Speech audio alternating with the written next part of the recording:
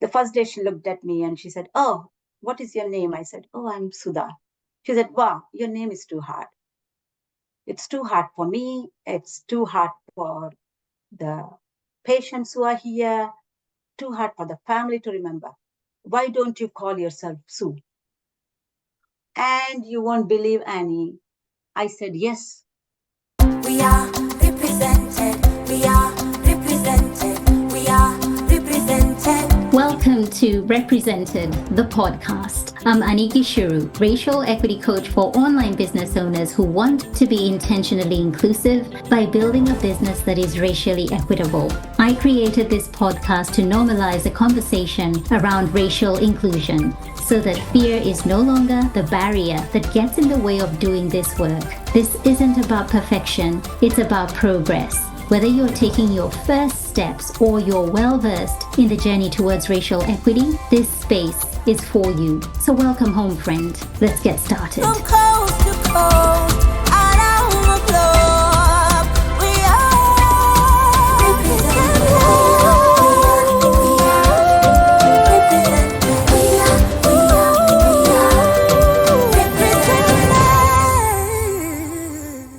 Where are you from? Really? No, originally, where are you from? Can I touch your hair? Your English sounds so good. Nah, I don't see color.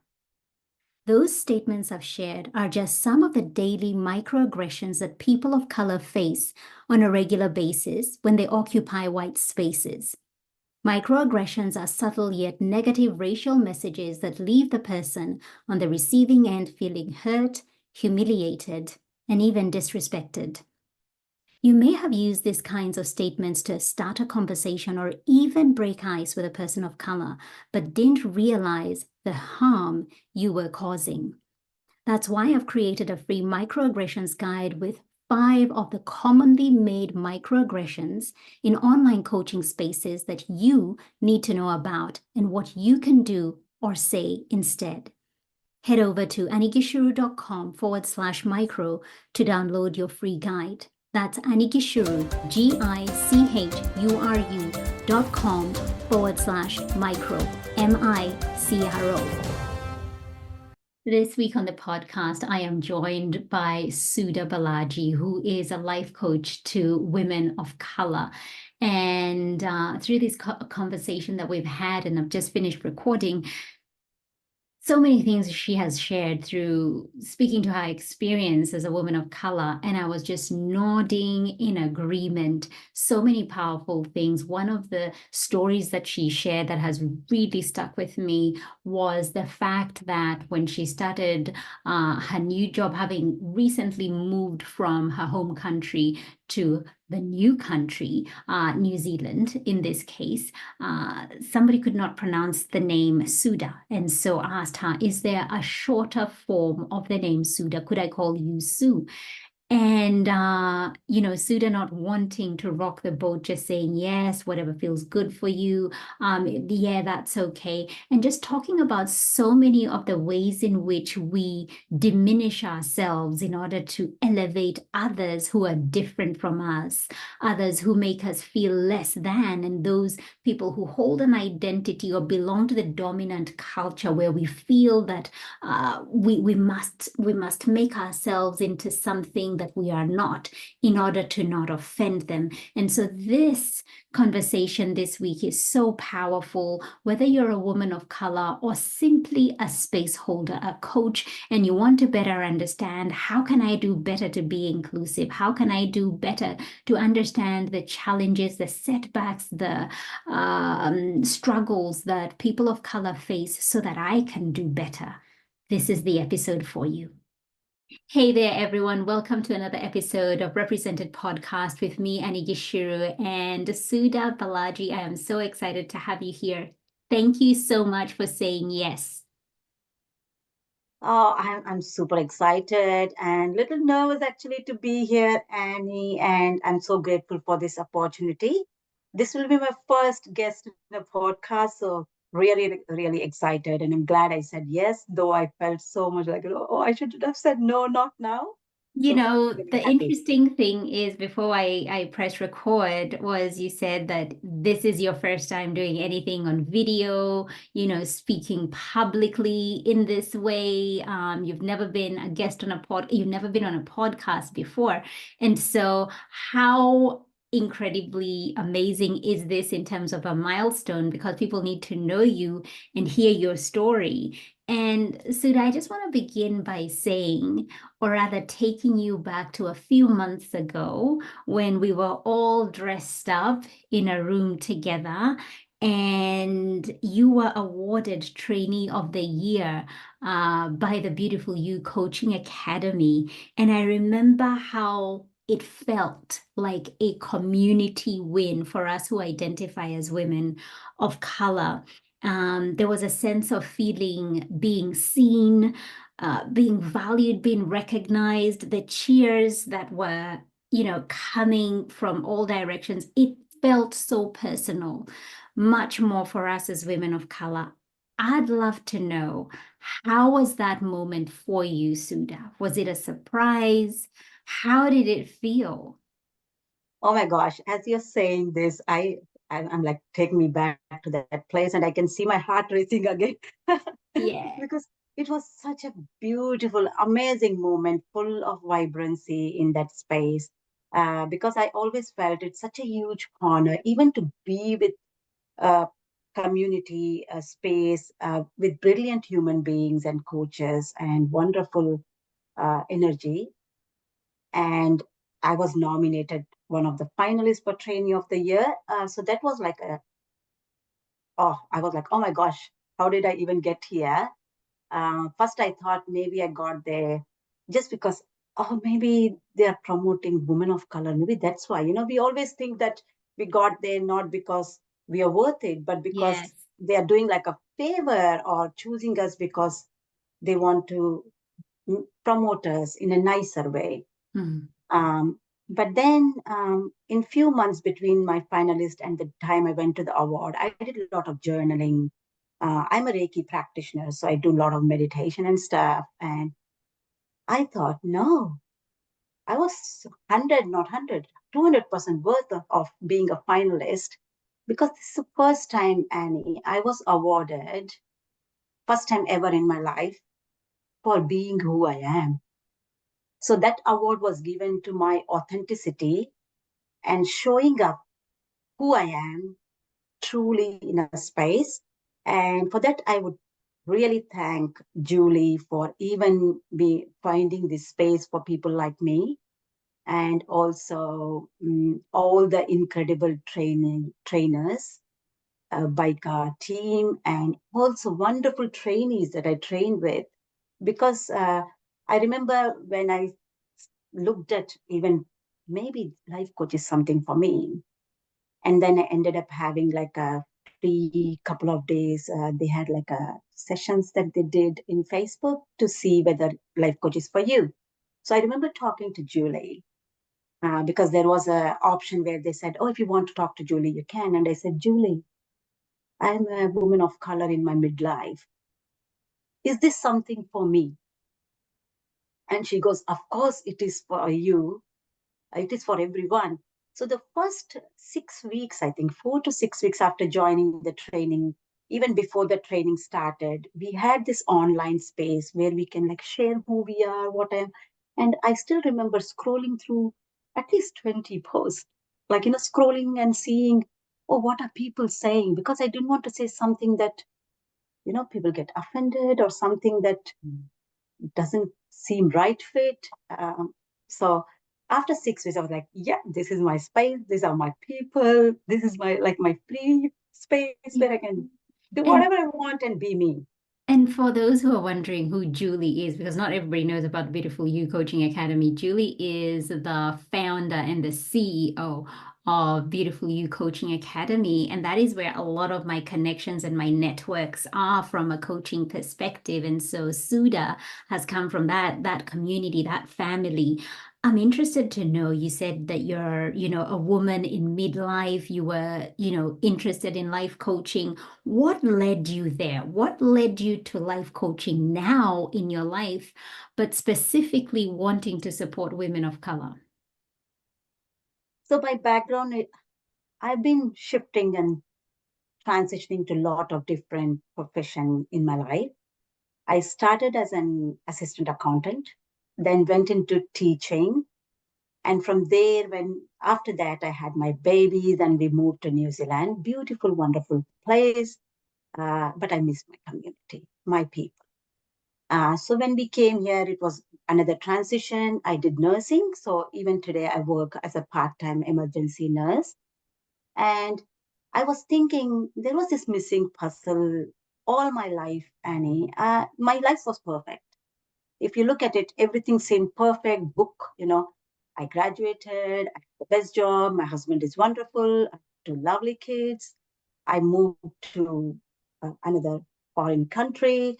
There we established ourselves, had wonderful jobs, kids were nice, bought a house, bought a car, everything looks perfect, but something was not there. So there was a few missing pieces in the puzzle, and my life puzzle didn't seem whole. So I was really missing this wholeness. And then because I was nursing, I'm still nursing. I was in nursing profession. I thought maybe I should be a patient educator. Maybe that's what I'm missing. Then I thought, no, that's not me. And I was trying to look at different options within my profession because I think most of us, that's what we do. When we are looking for few new opportunities, we always look something where we are familiar. It gives like more, and then also that somewhere where we can get money. It's like, I can get money, I can do what I want, but then nothing seems right. So I didn't apply for any jobs in that areas that I thought I want to. And then in 2020, out of the blue, I was going for a walk with my dog and had a really challenging head injury. And I had like 40 minutes amnesia, still can't remember what happened. But my baby, my Ollie, he's my dog. So my pet, he got me home, and then healing started. So for 8 weeks, I was kind of room bound. I I couldn't. I had concussion, really worse concussion. So in that 8 weeks, everything changed. A lot of things started. Things were changing long before that. As soon as I was in my early 30s, there was a lot of shift and swaps in how I looked at the world and slowly starting to change. But it was a very long journey. I'm talking about nearly 15 years of journey till I actually kind of felt what I was doing because I was quite lost in that journey. And through that transition, when this head injury happened, everything made sense. Even today, a lot of people around me say, "Oh my boy, such a hard thing. You had the head injury." For me, I feel that was one of the best things. When I look at it Because now, it didn't see it then. sparked, it has opened up so many other ways in which you're doing life. It's led you to where you are now. I'm curious to know why women of color, why choose to support women of color as a life coach? Mainly because I think through my transition, personal transition, as well as transition in all areas of my life, and through my journey, I want to support women of color because that was the person, that was the space and the link that I was missing in my life. Yeah. And that was somebody that I was craving for. I didn't know what I was looking for because when I journeyed alone most of the time. And I was at a space where people don't discuss these things. People don't discuss hard things. They always are like, um, you do discuss, but at a surface level, I would say, but not go deeper and be like, oh, this is really hard, especially when others look at you as someone that's perfect. Mhm. so, so I was craving for this space and Mhm. this person. And I call this accelerator in my life. So my journey was long, hard, super challenging, going in loops and circles, up and down. and then it reached somewhere. So I think I want to be that bridge where the journey is their journey, their process, my client's process. But I want to be that bridge where it can make it more smoother for them, than what Mm. it was for me.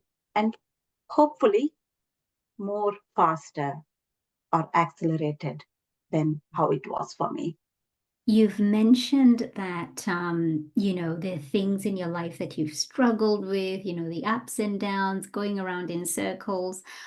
Are there any sort of examples that you can give us? Because I know the people who are listening to this conversation are women of color.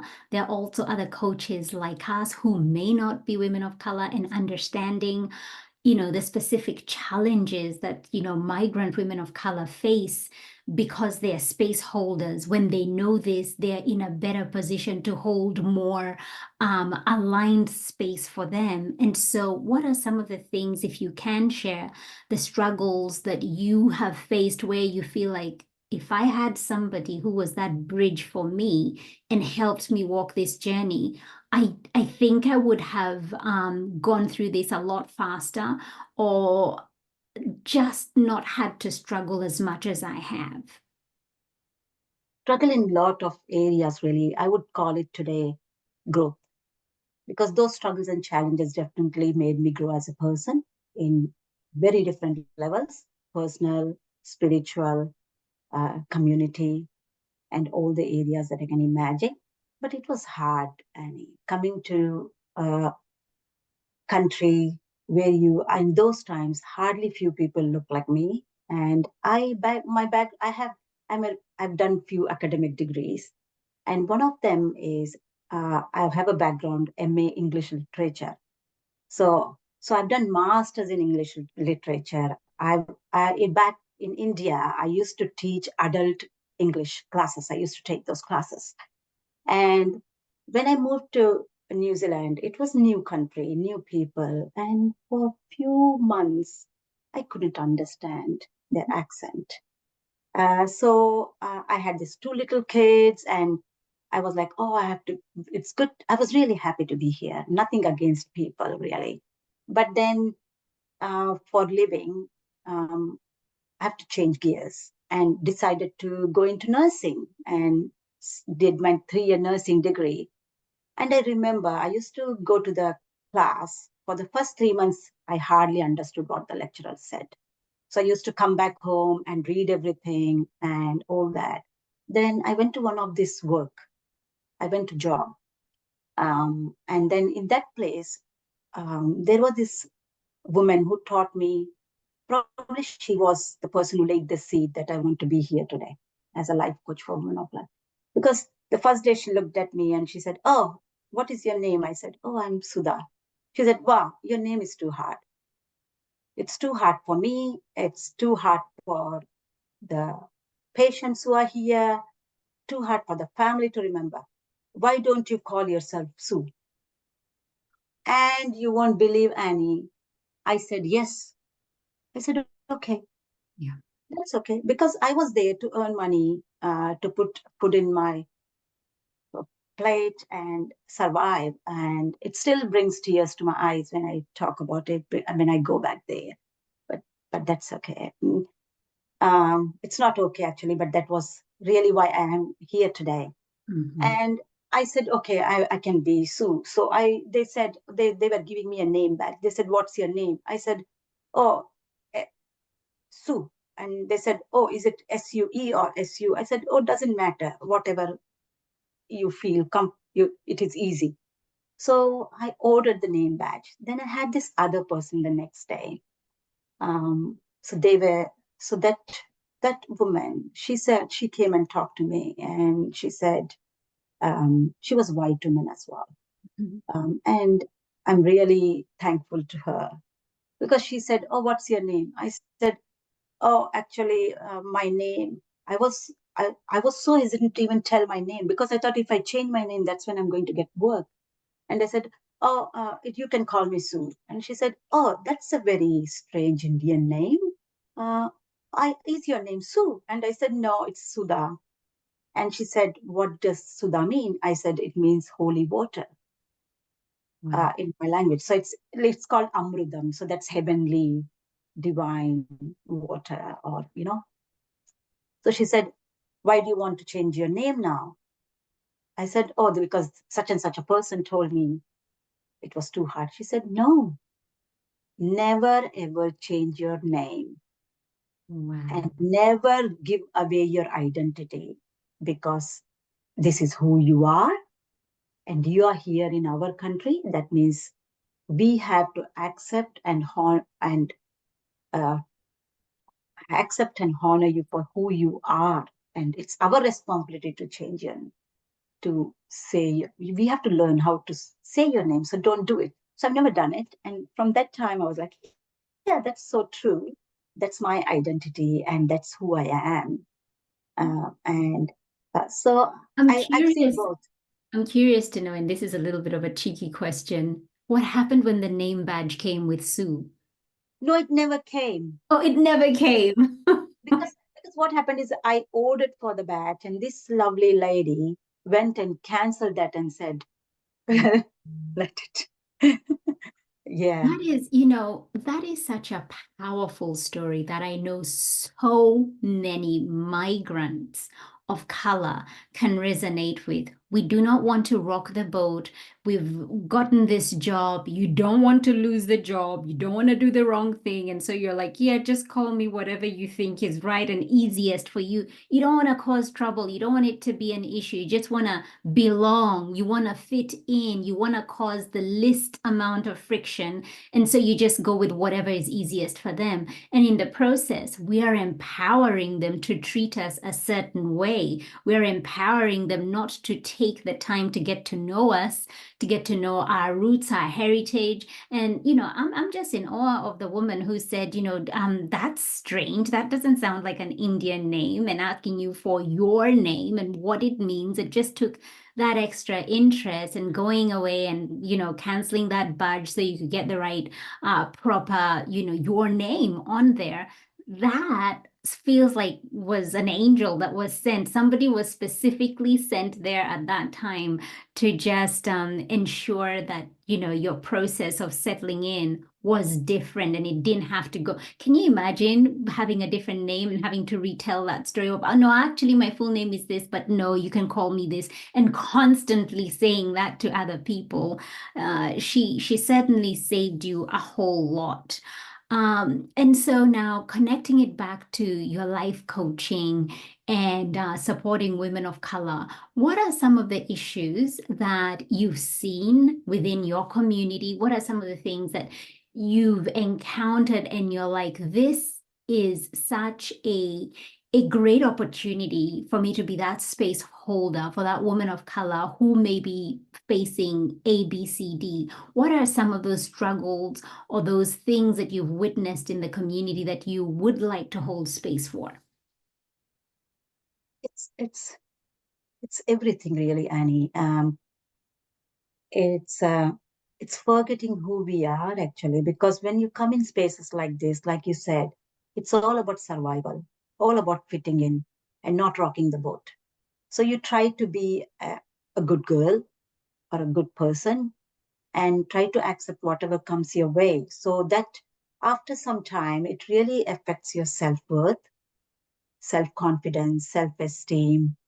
And, you know, a lot of people have told me in my life, they say, oh, where do you come from? Actually, where do you come from? So when I tell Auckland, they're like, no, no, no, actually, where do you come from? So when I say India, they say, oh, you should be very blessed to be in this country. I'm sure you were not having enough even to eat there. People have said that. And then after a certain time, and subconsciously, you've started believing it.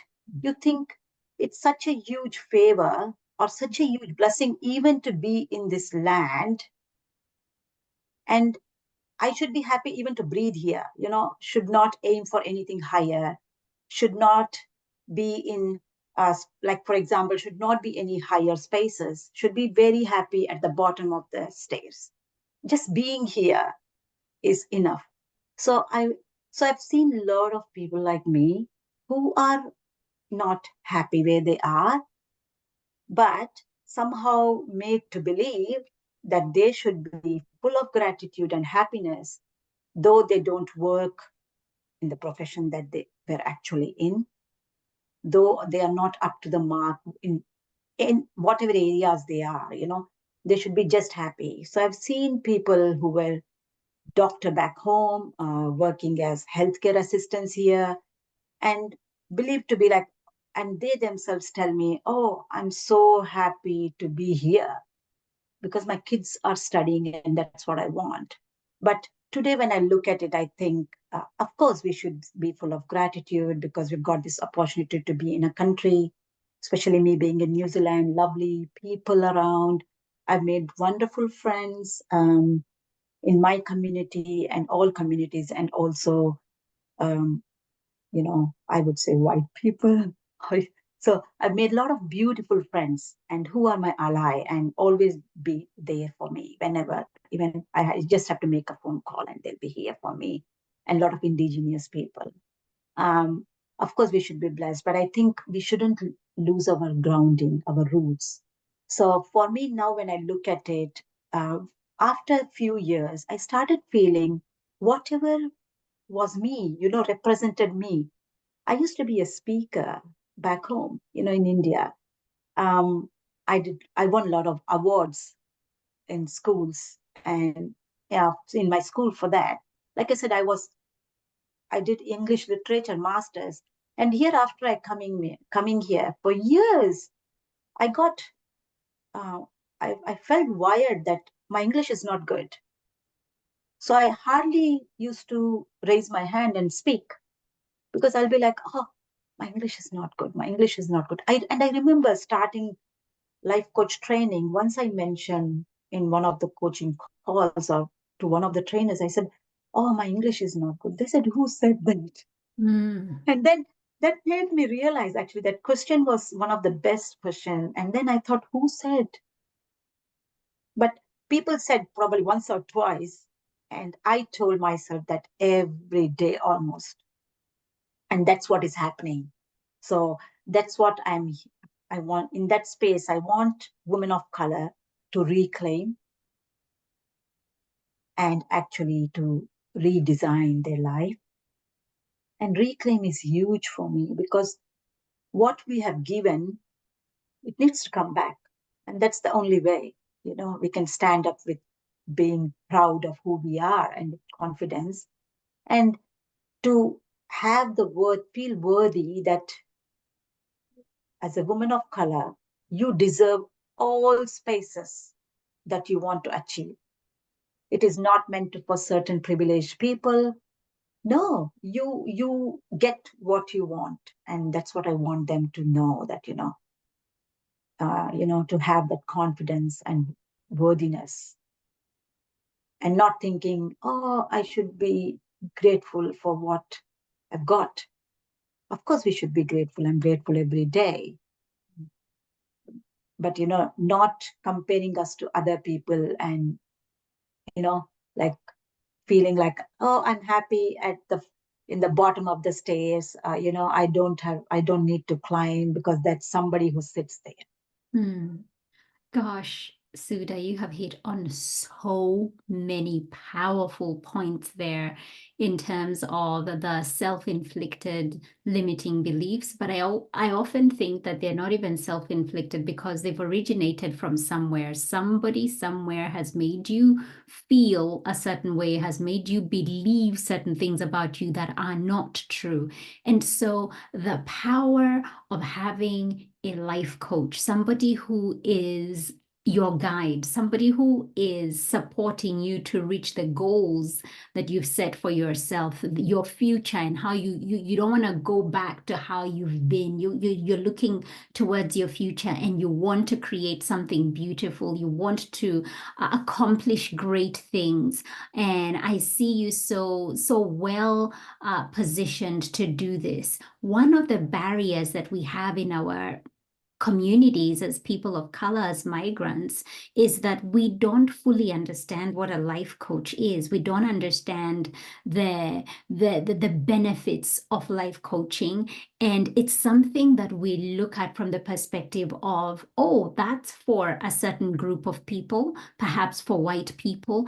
It's for people who are wealthy and have the money to invest in this, because it is often seen as a luxury. It's something that you have as a cherry on top, and it's not seen as this essential service that can actually really help you to reach the goals and the different aspirations that you've set for yourself to be the person you've always wanted to be. There isn't that understanding. And so in your position as a life coach for migrant women of color, how do you communicate that so that you're getting the buy-in and people understanding, oh my goodness, I need Sudha in my life? Like I said, Annie, my journey from where I was to where I am today took nearly 15 years, 15 to 20 years, I would say, because I didn't have someone role modeling. And lot of us as women of color, we don't have role models at home or friends. We don't see, like, if you look at my aunties or my grandparents, my mom, I've never seen anybody talk about self-love. And I've not seen anybody put their feet up and say, oh, it's my time. Yes. It's never, you're selfish if you do that. You're really, really selfish if you think about you. So life coaching for a lot of people is luxury, because instead of spending on life coaching, they could have spent that on their child's new bag or new shoes. But then, or contribute towards mortgage payments. Or Uh, educated themselves, because education is something that people will go in debt yeah, so long as they're educated. So education is a big thing in the migrant community, so much. education, and for our community, a lot of us, it's wedding. We can go to whatever extent we can to have like a nice wedding for our kids, and always saving for the future. And if you take me back, this is 2024, say 10 years back, and if you would have told me, oh, Sudha, I actually needed a life coach then, Annie. I actually needed, because I knew what I want. I knew something was missing, and it was missing for years. But at that time, I didn't even know what life coach was. And if life coach came into my life, I would have really thought that's luxury. The people who have a lot of money do that. But today, when I'm in this space, I have worked with some beautiful life coaches, and I've got life coach community with me, a lot of nice, lovely friends. Oh, what can I say? Your lens changes. Yeah. It totally changes. And today I believe this is not a luxury thing. This is not like getting your hair straightened to look good. This is actually like a shampoo that you need to wash your hair. You know what I mean? This is actually something that you need to keep yourself, uh, to have that clarity, confidence, and compassion. You need this. It's really important to work in this space. These are healing spaces and growing spaces. And like I said, reclaiming and rebuilding spaces that people need to move from where they are to where they want to be. And yeah, once you're here, I think you just get addicted, and you always want to either listen to podcast or Yes. work with someone or talk about life coaching. And once you move into these spaces, either on your own or with someone, I truly, truly believe you vibrate in a different energy level. And at that level, you will attract people who are in the same space. So it's like, good, if you are in a positive, vibrant space, and when there's a life coach in your life, uh, they can accelerate they can support you with that from where you want to go, from where you are. And like I said, like a bridge, you do your own work, just like a bridge, we can be there when you need Yeah. to go forward. And I still remember one of the colleagues, one of my lovely friend that I was sharing, who is a woman of color. She said, "Oh, what's your new business?" She knew I make candles. So she said, "Is that the candle making?" I said, "No, I'm a life coach." And she goes, "Oh, so do you tell people how to live?" I said, "No, I don't. I don't tell people." She said, "I know how to live. So do you tell people how to live?" And she said, "My husband tells me what I have to do. And he's there to tell me how to live." And of course, that was her. I really honor my friend's thought. I'm not there to change someone's thoughts, but um, when somebody is telling you how to live, that's probably not what you want. So life coaching helps you to to get that clarity and the vision, to see what you really desire and what you really want to be, or how you want to live your life. So my kind of tagline at the moment is empowering women of color to live the life they desire. And once you start doing that, oh my gosh, there is so much beauty in within you, and everything surrounding you, and you become such a beautiful giver, Mm. because you can't give with an empty cup. You can't give when your energy is low. Like if there's no gas in your car, you can only push the car. Mhm. You can't drive, can't go. Absolutely, 100% agree with what you've said there. And when I think of communities that would benefit so much from having life coaches, I think of our communities. I think of the needs that we have. I think of the the mindset that we have adopted that is not ours, that we have taken on belief systems that do not belong to us, that have made us play such a small roles, staying at the the step that is at the beginning, the bottom step, instead of climbing that ladder. And I can only see how transformational coaching, life coaching in particular, can be to our communities. And so i I am so happy for the work that you're doing. I'm so um filled with so much excitement when I see what you're doing. I looked, you have a most beautiful website. Make sure you go check out Sudha's website. I'll put the link in the show notes for you. It is just so beautifully done. She has this beautiful saris that she puts on. She's got one on right now, and I feel like they're always just so well laundered and ironed and just positioned right. Like I remember the one you wore for the awards was so colorful, so beautiful. And I go on your website, and again, just so beautifully presented that when you land there, there's that feeling of somebody who is just so comfortable in the skin that they are in. You haven't tried to be somebody else. You can truly, truly see you are embracing your heritage and where you come from. And I love that. And to hear that, your daughter, who's a photographer, helped uh, play a role in all of this, and even just putting your website together. I love it so much.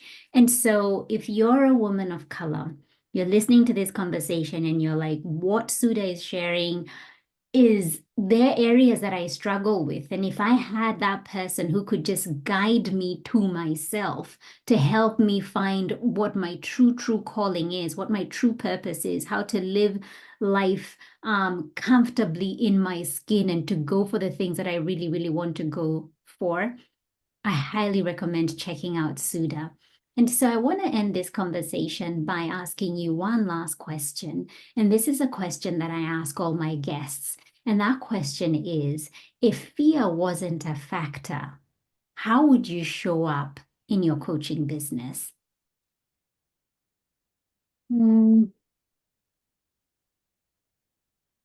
I think, give me a couple of seconds. Oh, I would, I think even to be here in this podcast, I had to go through a lot of fear and saying that, oh, do I really have what people want to hear? But like you said, there's a lot of layers, a lot of belief system, and we have to dig deeper and deeper. And there's so much is all the time surfacing, and one layer at a time, clearing it and trusting in ourselves. And fear was not the factor I would show up. Uh, Today, I don't have fear any. I just feel nervous. But if fear was not a factor, say 5 years back, I would have done something like this. At that time, there was a lot of fear. But today, I can't really relate to that much fear because I moved way forward. Today, I feel nervous when I'm doing something like this. But previously, I wouldn't even show up. I will do my best to message you something like maybe yesterday saying, oh, sorry, Annie, something happened. I can't come tomorrow.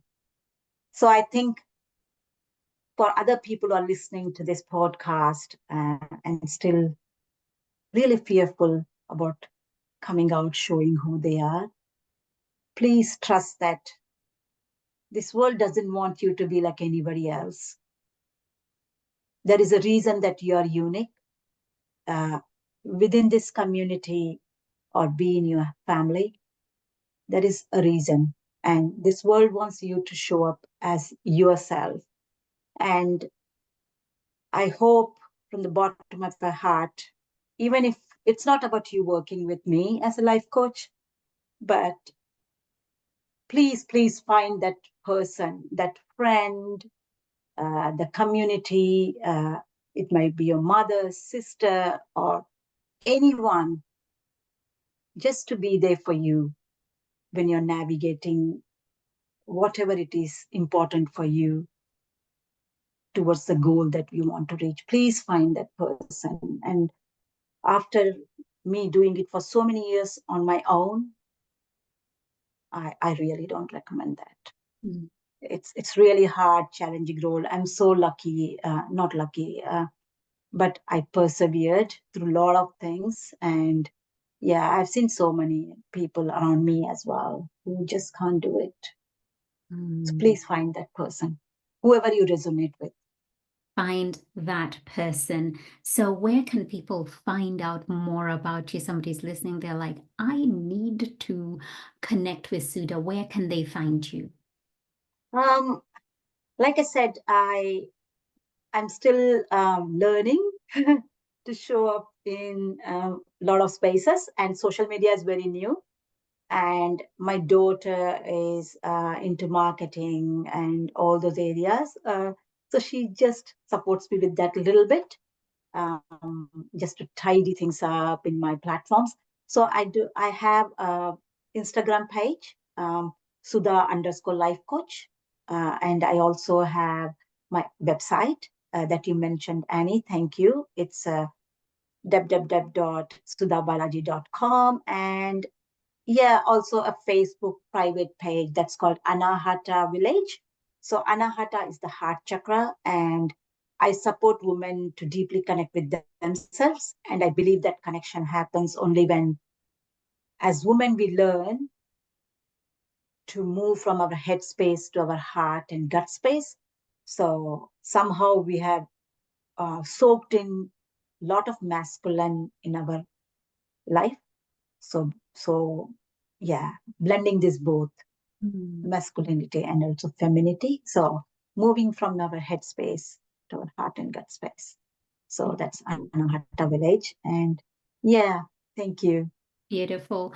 Sudha, thank you so much for your time today. It's been a beautiful, beautiful conversation to have. So many of the things you shared, I was nodding, resonating with everything you said in terms of your experiences. And what is absolutely amazing is that we can live in different countries. You're in New Zealand, I'm over here in Australia.